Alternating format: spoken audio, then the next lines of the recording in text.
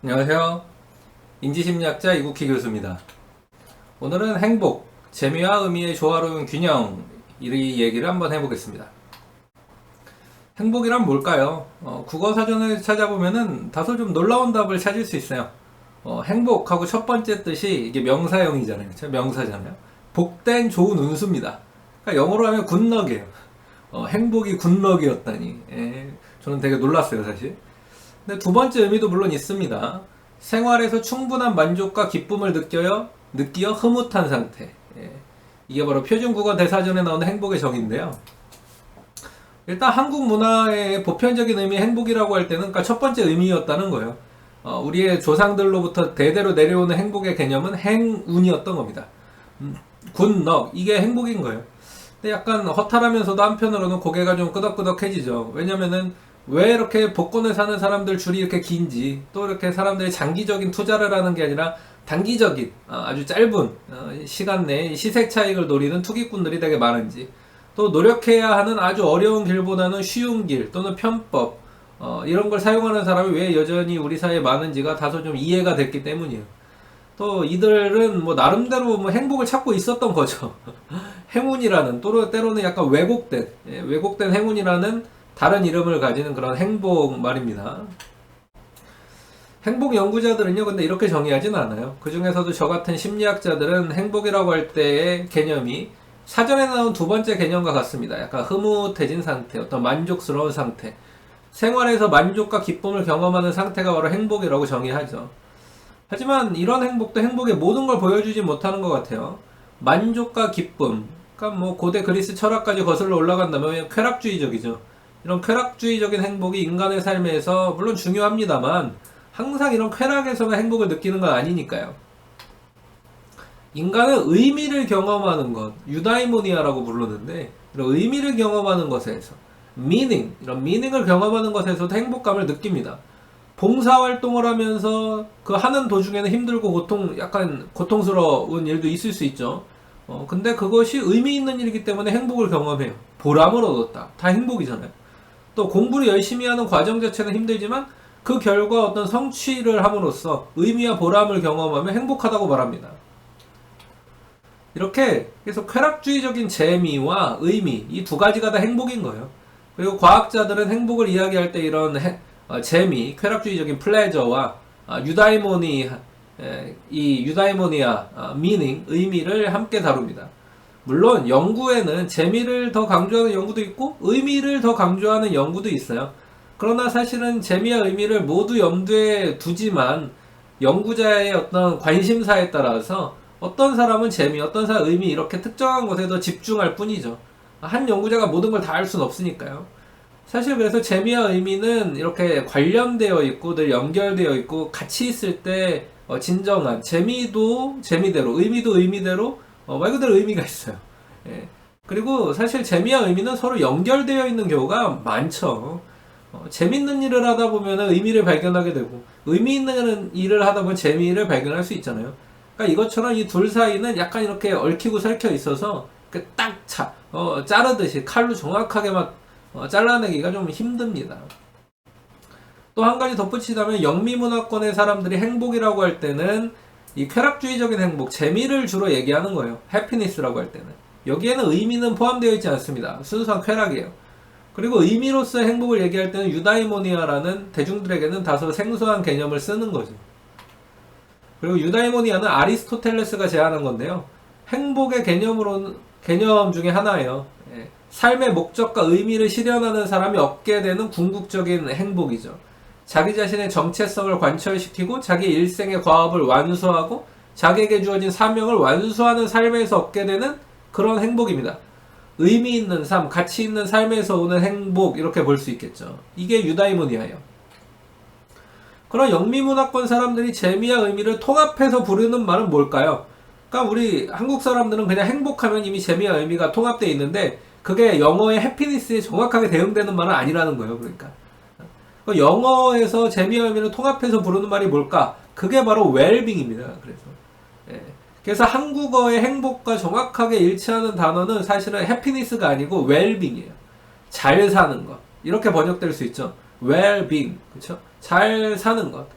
그리고 이 웰빙 안에 바로 재미와 의미가 통합되어 있습니다. 한국 사람들은 행복과 웰빙을 같은 경우로 쓰는 경우가 많지만은, 그러니까 영미문화권에서는 웰빙이 더 상위 개념인 거예요. 그 다음에 행복은, 해피니스라는 것은 웰빙 중에서 쾌락주의적인 요소를 쓰는 말로 한정해서 쓰는 거죠. 이 구분은 이제 행복을 과학적으로 측정할 때도 반영이 돼요. 그래서 이 구분이 되게 중요합니다. 먼저 쾌락주의적인 행복부터 한번 살펴보죠. 쾌락적인 행복은 다시 두 개로 구분돼서 측정할 수가 있는데요. 하나는 정서적 또는 감정적 행복이라고 불리는 거예요. 그 다음에 인지적인 행복이 있습니다. 먼저 이모셔널한 해피니스, 이모셔널한 웰빙은 뭐냐? 이거는 순간순간의 경험에서 내가 긍정적인 정서를 경험했는지 아니면 부정적인 정서를 경험했는지 그걸 말해요.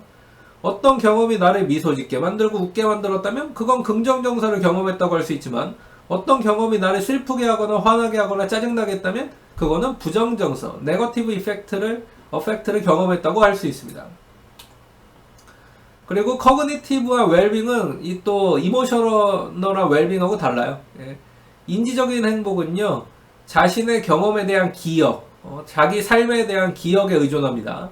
그리고 이런 기억을 통해서 내 자신의 삶을 어떻게 평가하는지, 이게 바로 인지적 행복이죠. 그러니까 다소 장기적이에요. 정서적인 행복이 단기적인 성격을 지녔다면 인지적인 행복은 상대적으로 장기적인 성격을 가집니다. 어제 기분이 좋았는지 나빴는지, 이거는 정서적인 행복이지만 최근 1년간 또는 최근 5년간 내 삶이 좋다고 판단할 수 있는지, 잘 살고 있었는지, 꽤 괜찮았는지, 아니면 나빴는지, 이거를 판단하는 것은 바로 인지적인 행복이죠. 매년 3, 4월에 발간되는 세계 행복 보고서, 이 월드 해피니스 리포트도 쾌락주의적인 행복 중에서도 인지적 행복을 주로 다루고 있어요.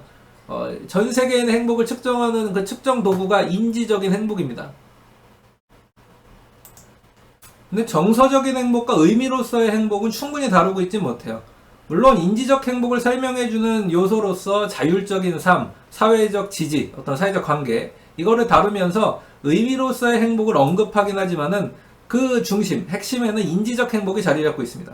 그러니까 사람들에게, 전 세계 사람들에게 늘 이렇게 물어봐요. 최근 1년간, 최근 5년간 당신의 삶이 당신의 가능성과 잠재력을 실현하기에 충분한 삶이었습니까? 이런 질문을 하는 거죠. 그러니까 좀 생각해 봐야 됩니다. 그쵸? 커그니티브가 들어가요. 순간순간의 경험에 대해서, 얘는 아이스크림 먹고 너 지금 기분 좋아 나빠? 이렇게 물어보는 게 아니란 말이죠. 그쵸? 그래서 인지적 행복이에요. 그래서 이런 걸 생활평가, 삶에 대한 평가라고도 부릅니다. 그리고 역시 매년 발간되는 아동 행복 보고서, 이것도요, 정서적 행복과 인지적 행복을 모두 다루고 있고, 있어요. 아동 행복 보고서에는 이런 정서적 행복과 인지적 행복 모두 다루고 있어요. 그리고 아동 행복 보고서는 의미적 행복도 모두 다루고 있는 이제 종합 보고서죠. 예.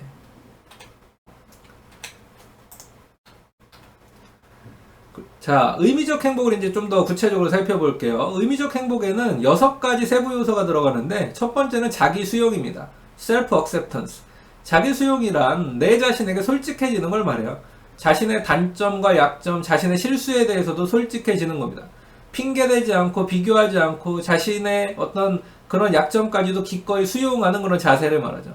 그리고 이때 주의해야 될 점은 수용하는 것과 자포자기하는 것은 좀 구분해야 된다는 거예요. 나의 약한 점까지 수용한다는 것은요, 사실 강인한 정신력을 발휘하려다가 또 발전하려는 의지를 발휘한다, 뭐 이런 뜻이지 자포자기한다 그런 뜻이 아닙니다. 자, 두 번째는 환경 장악력입니다. environmental mastery. master, 이렇게 뭔가 장악하다는 뜻이잖아요. 하루하루 보내면서 내 삶을 얼마나 통제한다고 느끼는지, 내 문제를 원활히 해결할 수 있을 것으로 느끼는지, 나에게 능력과 자원이 충분하다고 느끼는지, 이런 것과 관련돼요. 쉽게 말해 뭔가가 내 손 안에 있다, 이렇게 느끼는지 아닌지를 말합니다. 여기서 또 주의할 거는 환경 장악력을 허세로 착각해서는 안 된다는 거예요. 허세는 환경 장악력과는 완전히 다릅니다. 그렇죠? 말로만 계속 떠들고 실제 이 실적은 없어요. 그게 허세라면은 환경 장악력은 진짜로 해내는 겁니다. 허세는 생산성이 없지만 환경을 장악한 사람은 생산성이 있죠. 세 번째는 긍정적 관계입니다. positive relationship. 긍정적 관계는요, 공경에 처하거나 위기에 처했을 때 든든한 버팀목이 돼주는 사람들이 내 주변에 있느냐, 가족 또는 친구, 이런 걸 의미해요. 긍정적 관계는 그리고 소속감, 어필리에이션도 의미하죠.